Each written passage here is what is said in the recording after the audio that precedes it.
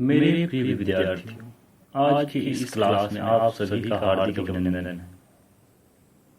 मैं चैतराम यादव, सहायक प्राध्यापक, शासकीय रानी सूर्यमुखी महाविद्यालय, छुरिया राजनांदगांव, छत्तीसगढ़।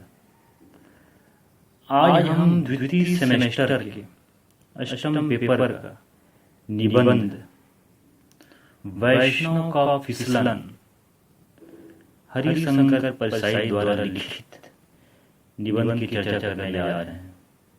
इस निबंध की चर्चा करने के पहले हरिशंकर परसाई का व्यक्तित्व और कृतित्व देख लेते हैं।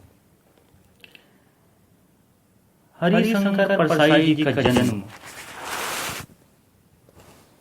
होशंगाबाद इटारसी के निकट जमानी नामक गांव में 22 अगस्त 1924 ईस्वी को हुआ।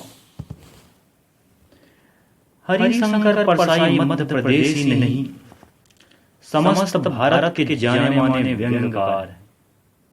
वह स्वतंत्र उत्तर भारत में पनपी जीवन की स्थितियों को व्यंग के माध्यम से व्यक्त करने में परसाई जी का हिंदी जगत में महत्वपूर्ण स्थान है। इन्होंने नागपुर विश्वविद्यालय से हिंदी में एमए किया और कुछ वर्षों तक इन्होंने अध्यापन कार्य भी किया, परंतु 1947 ईस्वी में अध्यापन कार्य छोड़कर जबलपुर में रहकर स्वतंत्र रूप से लेखन का कार्य करने लगे। परसाई जी ने जबलपुर से वसुधा नामक एक साहित्यिक पत्रिका का कई वर्षों तक प्रकाशन भी किया। बाद में देशबंधु दैनिक में संपादकीय परामर्शदाता के रूप में भी कार्य करते रहे। वहीं से प्रकाशित होने वाली प्रहरी पत्रिका में उन्होंने उदार नाम से लिखना भी प्रारंभ किया था। बाद में वे हिंदी की प्राय सभी प्रमुख पत्रिकाओं से स्तंभ लेखक के रूप में जुड़े रहे। इनका निधन 10 अगस्त 1995 ईस्वी को हो गया। इनके व्यंग्य के विषय सामाजिक एवं राजनीतिक प्राय रहे हैं।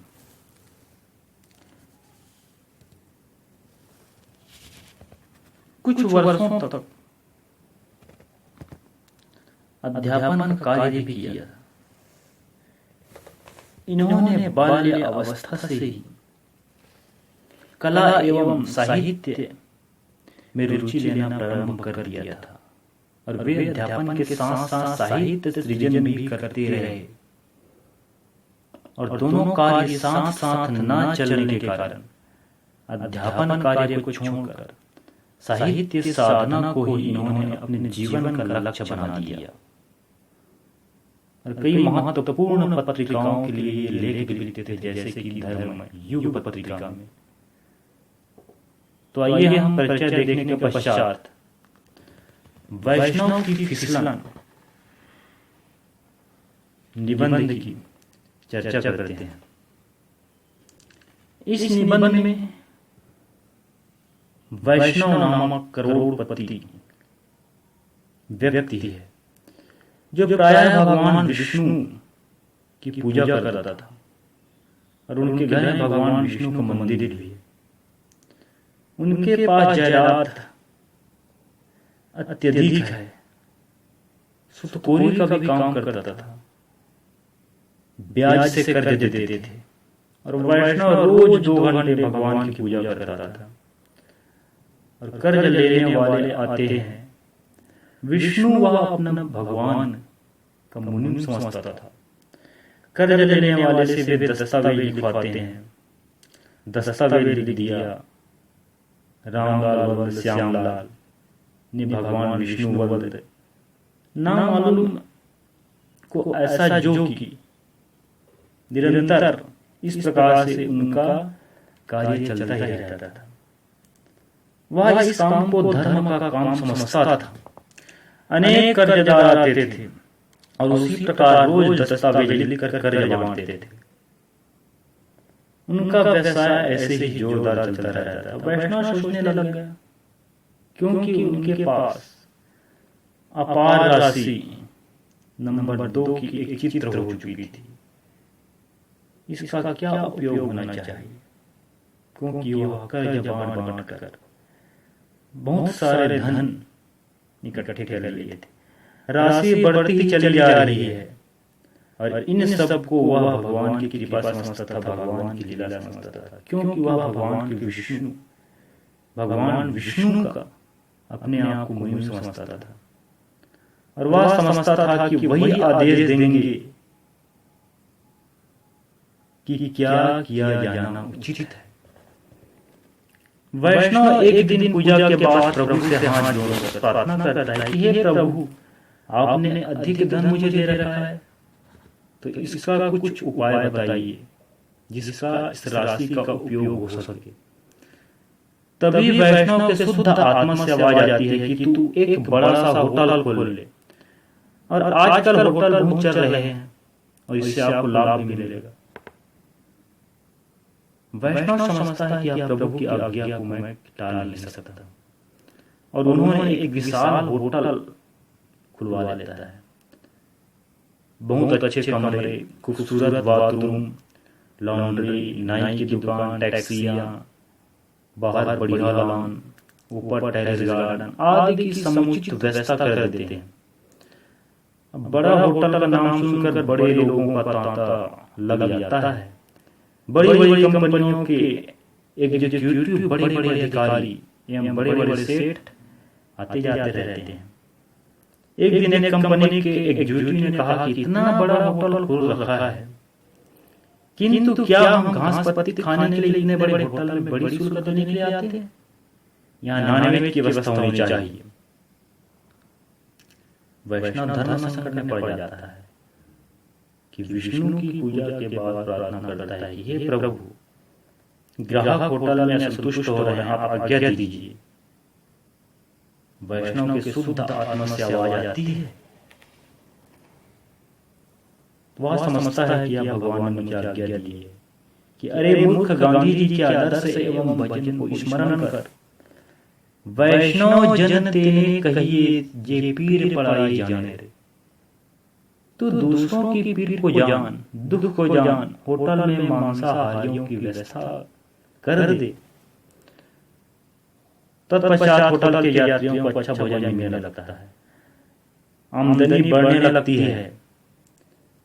फिर उसके बाद एक दिन वही एग्जीक्यूटिव आकर फिर से ठहराता है और नॉनवेज भोजन की प्रशंसा करते हुए कहता है कि यह तुम्हारी व्यवस्था अपूर्ण है।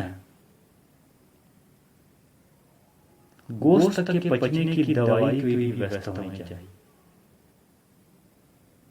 वैष्णव लवण भास्कर चूर्ण की कहता है, तब आगंतुक समझाता है कि यह इसकी दवा नहीं है, मुझे चूर्ण नहीं चाहिए, यहाँ पर शराब की व्यवस्था होनी चाहिए। वैष्णव सन्न रह जाता है, मैं वैष्णव हूं, यह कैसे कर सकता हूं। पुनः वह भगवान विष्णु से पूछना चाहता है और साष्टांग विष्णु के पर प्रणाम करता और पूछता है कि हे प्रभु, मेरा कष्ट निवारण करिए। वैष्णव की शुद्ध आत्मा से आवाज आती है, वह समझता है भगवान के आदेश है कि अरे मूर्ख, क्या तू होटल को बिठाना चाहता है? देवता लोग सोमरस पीते थे, वही सोमरस आज कल शराब के नाम से पुकारा जाता है। इसमें तेरा वैष्णव धर्म कहाँ नष्ट हो रहा है? तू यात्रियों को दुख दर्द को समझ। सामवेद में सोमरस की स्तुति की गई है, क्या तुझे धर्म का ज्ञान अभी तक नहीं है? तत्पश्चात वह वैष्णव होटल में शराब की व्यवस्था कर देता है। होटल का विकास दिनों दिन बढ़ता चला जाता है, राशि बढ़ती जाती है, आवक बढ़ जाता है, आमदनी का पारावार नहीं रहता है। सभी आगंतुक प्रसन्न हो जाते हैं। एक दिन फिर एक नया आगंतुक आता है और वह कहता है होटल ठीक है, व्यवस्था भी ठीक है, होटल में शराब भी है, गोश्त भी है, परंतु हमको जिंदा गोश्त की आवश्यकता है। वैष्णव कहता है, अरे बाप रे बाप, होटल में इसकी भी व्यवस्था होनी जरूरी है। भगवान विष्णु से पूछना होगा यह सब काम करने के लिए। दूसरे दिन फिर वैष्णव प्रभु के चरणों में गिरता है, प्रणाम करता है और प्रभु से पूछना चाहता है कि प्रभु, यात्री लोग होटल में नाच चाहते हैं, आधा नंगा या पूरा नंगा नाच चाहते हैं। मैं बड़े धर्म संकट में पड़ गया हूं, आप मेरे कष्ट का निवारण कीजिए। वैष्णव दंडवत प्रणाम करता है। वैष्णव के शुद्ध आत्मा से आवाज आती है, अरे मूर्ख, मैंने कृष्ण अवतार में गोपियों को नाच नचाया था, रास लीला किया था, चीर हरण किया था, इसमें तुझे क्या संकोच है? इस बात को समझो, नहीं तो होटल ध्वस्त हो जाएगा। वैष्णव प्रभु की आज्ञा मानकर होटल में कैमरे की व्यवस्था कर देता है। कुछ दिनों बाद एक ग्राहक आता है, वह कहता है, यहाँ मांस की व्यवस्था अच्छा है, शराब की व्यवस्था हो गया, कैमरे की व्यवस्था हो गया, और वह कहता है कि यहाँ मन बहलाने के लिए या होटल में रात रुकने के लिए रात कैसे कटी, तो नारी की व्यवस्था होनी चाहिए। वैष्णव के धर्म संकट में पड़ जाता है, प्रभु से पुनः प्रार्थना करता है कि हे प्रभु, आपने ये होटल खुलवाया है, सब यात्री असंतुष्ट हो रहे हैं, इसका आप कोई पुनः उपाय बताइए, नहीं तो होटल पूरी तरह से बैठ सकता है।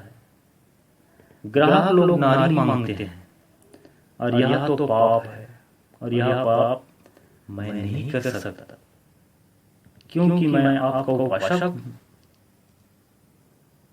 वैष्णव विष्णु दंडवत प्रणाम करता है, पूछता है। वैष्णव की शुद्ध आत्मा से आवाज आती है, अरे मूर्ख, यह तो प्रकृति और पुरुष का संयोग है, ये पाप और पुण्य क्या है? यहाँ कोई पाप पुण्य नहीं है, यह सब कार्य चलने दे। ग्राहक जो भी चाहते हैं सभी चीजों की व्यवस्था करता जा, नहीं तो पूरी तरह से होटल ध्वस्त हो सकता है। वैष्णव विष्णु की आज्ञा समझकर समुचित व्यवस्था करने लग जाता है। चुपचाप नारी की भी होटल में व्यवस्था की जाने लगती है। पुलिस से बचकर 25% भगवान की भेंट ली जाती है। अब वैष्णव का होटल खूब चलने लगता है। वैष्णव का होटल धर्म युक्त है, वह धर्म को अच्छी तरह जानता है और उस धंधे में धर्म को जोड़ लेता है। अपने 2 नंबरी काम को भी वह धर्म से जोड़ देता है। जो भी कार्य उसको धर्म से जोड़ता है, और वह वैष्णव समझता है कि भगवान विष्णु का यह आदेश है, और जिनके कारण ही मेरे दिनों दिन उन्नति हो रही है। वह भगवान विष्णु के मंदिर में प्राय अधिक देर तक पूजा पाठ करता है, कर्ज बांटता है, और कर्ज से जितने आय व्यय होती है सबको भगवान विष्णु की कृपा समझने लगता है। कर्ज लेने वाले आते हैं और उनकी राशि बढ़ते जाता है। स्वयं वह अपने आप को भगवान विष्णु का मुंह समझता है और 2 नंबरी का काम करते रहता है, करते जाता है, और सब ये रास्ता वह भगवान विष्णु का ही समझता है और सभी कार्यों को धर्म से जोड़ता है। यहाँ पर देखिए हरिशंकर परसाई जी ने वैष्णव के फिसलन के माध्यम से कैसे बताना चाह रहा है कि वैष्णव अपने आप ही कैसे चलता जा रहा है और अपने कार्य को कैसे धर्म से जोड़ रहा है। हमने शुरुआत में परिचय देखे हैं कि प्राय उनका जो व्यंग्य निबंध है सामाजिक एवं राजनीतिक से जुड़े हुए हैं। तो यह हरिशंकर परसाई जी का वैष्णव की फिसलन निबंध